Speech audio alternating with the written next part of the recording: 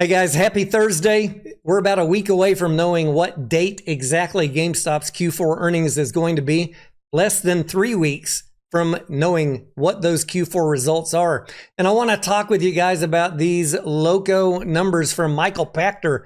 Revenue, 1.49 billion. Maybe not. But the earnings per share, 8 cents. Wow, that seems low. And I don't know why he's leaving out the interest income. In this video, we're going to see if Michael Pachter's numbers make sense by looking at the GameStop calculator. That is my spreadsheet where we input our assumptions on revenue, gross margin, SG&A, and the spreadsheet will tell us, based on what inputs we give it, what the exact numbers are going to be. Well, not exact, what the estimated numbers are going to be for Q4 revenue and earnings for the full fiscal year. And it can even calculate next year's revenue and earnings.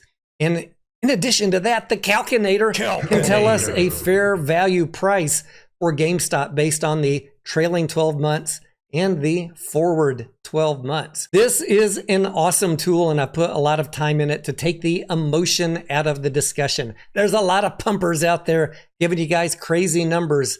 This is just math, and the numbers don't lie. So let's get right into the video.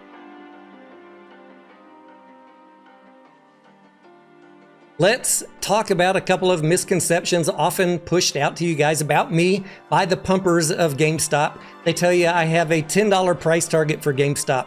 I think these guys just, can't really understand the difference of someone talking about a financial math equation, a fair value calculation, versus a trader's price target. If I had a $10 price target, I wouldn't be buying all over. You can see the purple buys here, $15, $20, $24, $29, all over the place. Why would I be buying at all of these prices if I had a $10 price target? Do not let these dummies misdirect you about my beliefs about GameStop. I swing trade GameStop based on my risk tolerance, what's going on in the cycle of the year, and I always look for a good entry that makes sense according to my risk tolerance, and then I take exits when the price moves up. Making money, taking profits is what this game is about. GameStop is fairly easy to model. The problem with GameStop is because of the closing of stores, the restructuring, the cost cutting, everything that they're doing to transform the business, it is difficult from quarter to quarter to accurately estimate the gross revenue, the gross margin, the SG&A as a percentage of sales. So what I did was I set up some inputs here where we can input whatever numbers I want, whatever numbers you guys want. And if you want to see a model, let me know down in the comments what variables you want me to input, and I can tell you exactly what the outputs will be. For Q4 2024, Michael Pachter has estimated that the gross revenue for GameStop is going to be $1.49 billion. So we're going to start off with the calculator using that number and some inputs for margins and SG&A and see what the results would be for both Q4 and the entire fiscal year. In this example, we're going to use Michael Pachter's revenue number of 1.49 billion. We're going to input a gross margin estimate of 26.9%. Why did I choose that number for this example? If we look at this line right here called gross margin, we can see that in 2023, the gross margin Q1 through Q4 was 23%, 26, 26, and then back down to 23%. Due to things being on sale in the holiday season, the gross margin in Q4 typically drops a little bit. So here in 2024, they have been improving gross margin compared to last year. We got 27.7, 31.17, 29.9. Excellent work improving gross margin. But I'm going to downrate it 3%, just like in 2023. From Q3 to Q4. And so we're going to go with 26.9% for our example. Next up, we have an input for SG&A as a percentage of sales, and we're going to use 23%. As a percentage of sales, 23% is a very generous number and the one that I'm most worried about being incorrect here. But let's just take a look back at every quarter in 2023. the SG&A as a percentage of sales, 28%, 27.7, 27.5, and then it dropped to 20% in Q4. In 2024, we had 33.4%, 33.9%, 32.7%. It would be a pretty impressive feat for GameStop to come in Q4 and have a 9% reduction in SG&A from 32.7% down to 23%. But as we can see in 2023, they did have a 7% drop. And so, I'm going to use that for this example. Let's just go with that and see what happens. For our final input, we're going to think about interest income because as we know, GameStop has $4.6 billion of cash, which they generally invest in T-bills. And we're going to assume that that didn't change during Q4. Maybe it did. Maybe they bought crypto. Maybe they bought something else. We'll find out in a few weeks. But for the sake of this model right now, we only know the past information.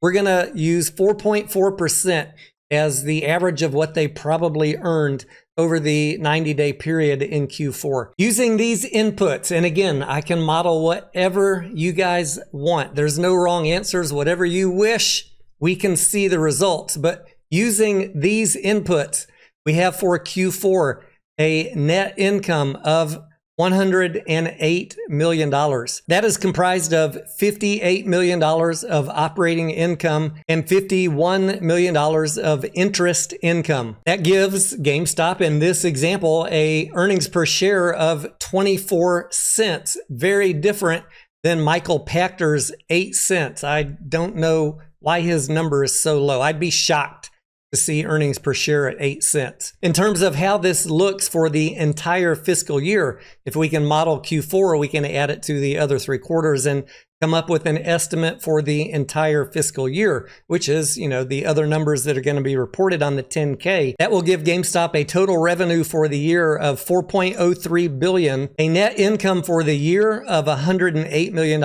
and earnings per share for the fiscal year, positive 28 cents. This means that while GameStop will have a positive operating income for Q4, it will not be enough to offset the operating losses for Q1, Q2, and Q3.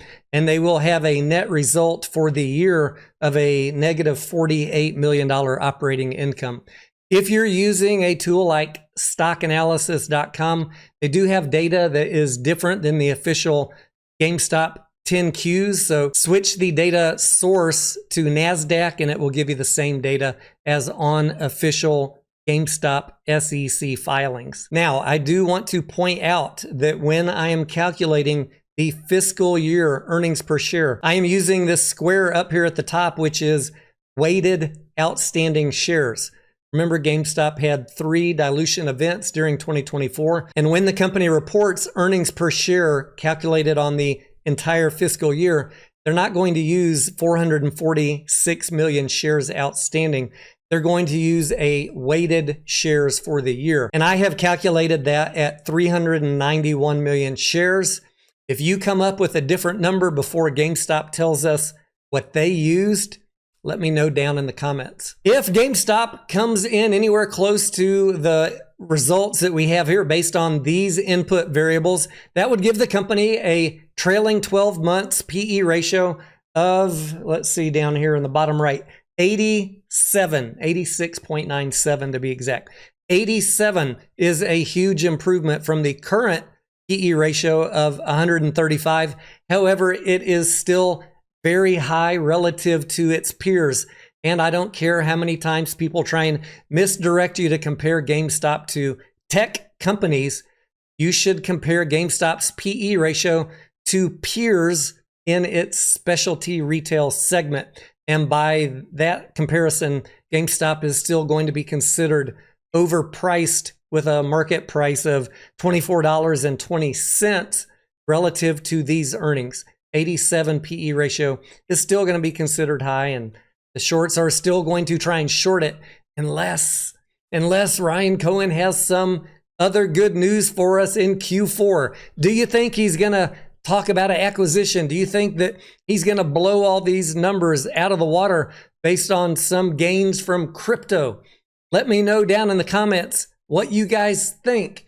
Is Michael Pachter going to be correct, or do you have other thoughts? If you have other numbers that you want me to run through the GME CALC-INATOR for revenue, gross margin, SG&A, drop them down below. I'm happy to model that for you. It just takes a couple seconds and I can respond to you with the output. As always, thank you for watching all the way through. Drop me your questions or comments down below. I am Tony Denaro, and I will see you on the next video.